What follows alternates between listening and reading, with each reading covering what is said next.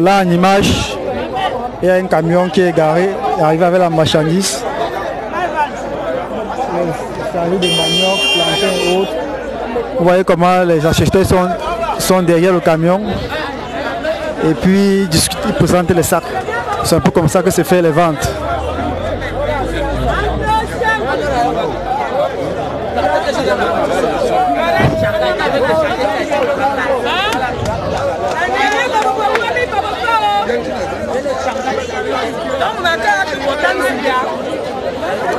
Vous voyez comment les gars pointent les sacs. Chacun se dit que je vais ces sacs, ça c'est vraiment le hasard. Vous pouvez prendre des sacs qui se portent bien et un sac qui n'est pas de très bonne qualité.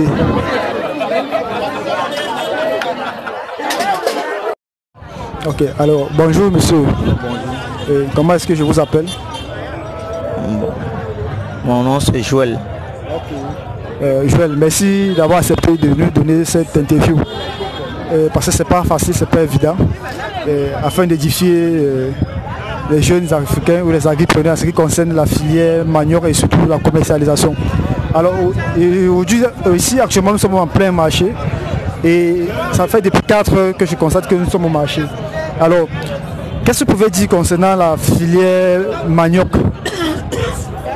Bon, pour être bref, sans beaucoup chercher à faire beaucoup de commentaires, moi j'encourage la jeunesse à se lancer dans cette filière parce que ça paye.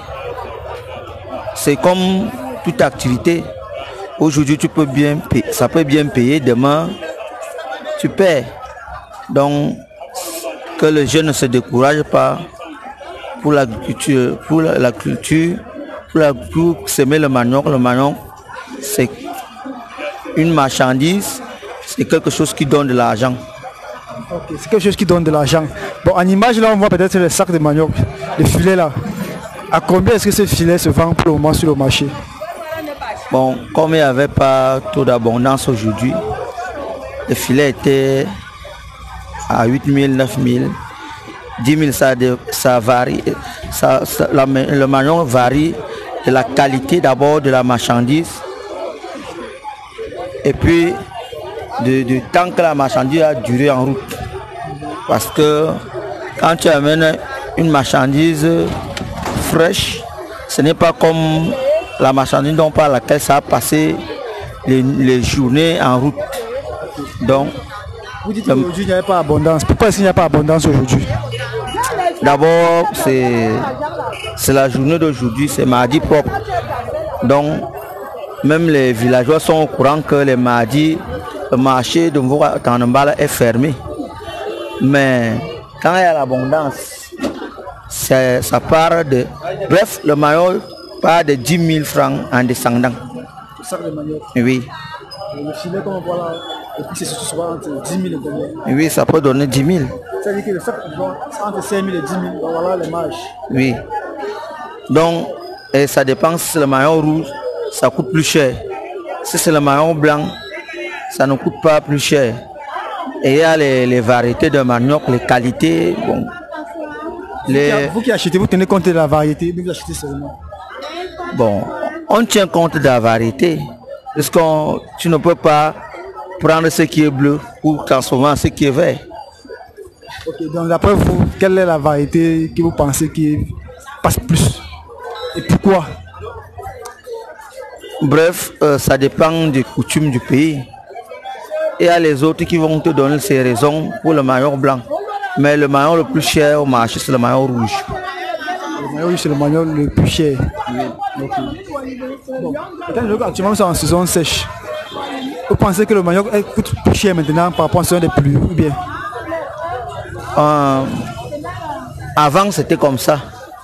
Mais depuis que Corona est arrivé, tout le monde s'est lancé dans l'agriculture et ça fait en sorte qu'il y a toujours le manioc au marché.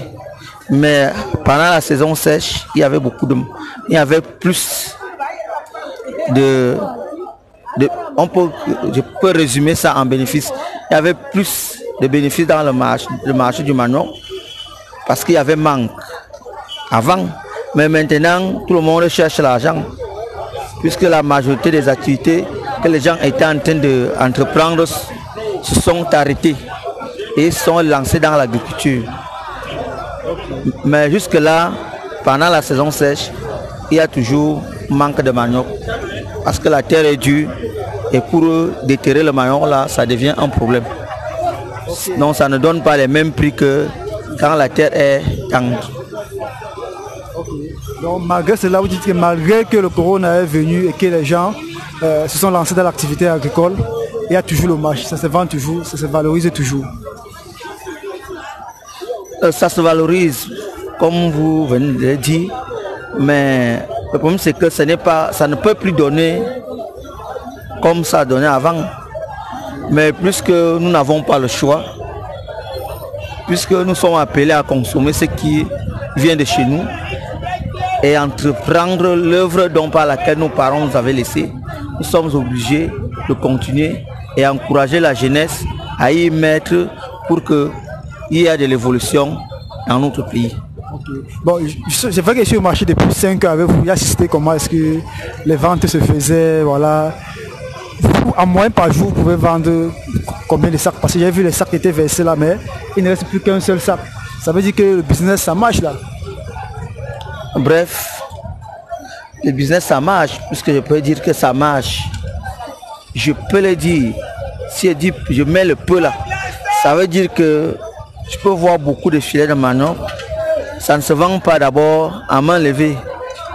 Ça veut dire que les gens viennent et portent le manioc, ils s'en vont vendre et ils font le versement après.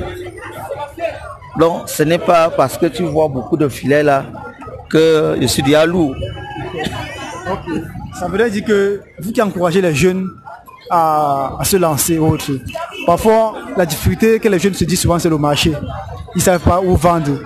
Ils produisent, on demande de produire, mais à qui ils vont vendre? Ça veut dire que est-ce que vous êtes disposé à peut-être prendre des commandes pour aussi essayer de vendre sur le marché, pour garantir à ces jeunes que voilà, il y a le marché, peut-être vous personnellement, si quelqu'un fait du bon manioc, de la bonne variété, et en collaboration avec vous, vous pouvez l'acheter, peu importe peut-être la quantité de sacs. Le problème, ce n'est pas d'acheter. Le problème de la marchandise, ce n'est pas d'acheter. Quand tu amènes ce qui est bien, je ne suis même pas, ce n'est pas moi seul qui suis obligé d'acheter.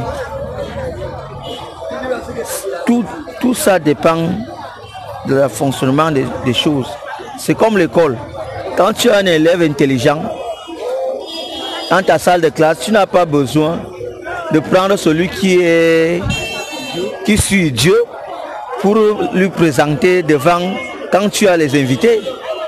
Tu vas toujours prendre celui qui va te faire honneur. Ça veut dire que si il y a une bonne marchandise que quelqu'un amène, il va vendre sans difficulté. Et si quelqu'un prend le temps de faire quelque chose, parce que le problème du marché, c'est le temps. Les gens n'acceptent pas de disposer le temps qu'il faut pour faire ce qu'il faut. Je veux dire ça particulièrement à la jeunesse de notre époque, de notre pays, de notre continent. Ils n'acceptent pas prendre le temps de faire.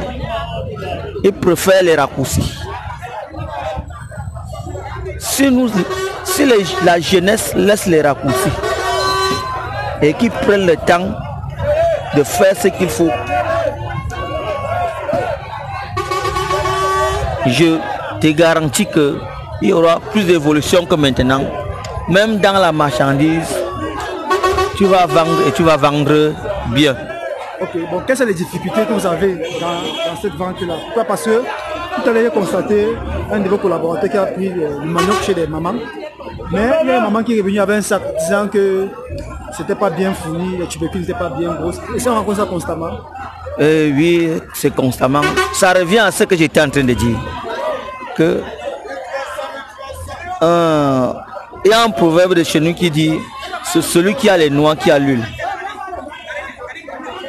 Ça veut dire Celui qui a les noix, c'est qui?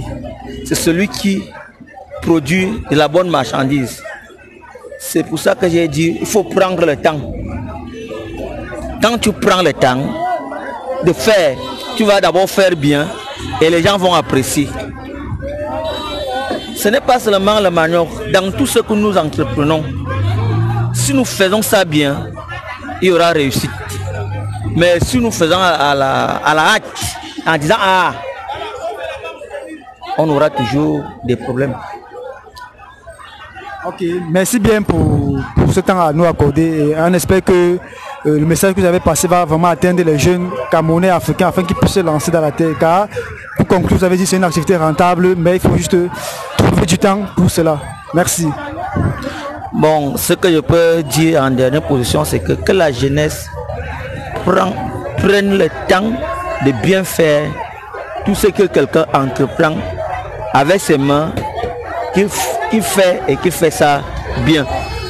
Et il aura la réussite. Merci bien.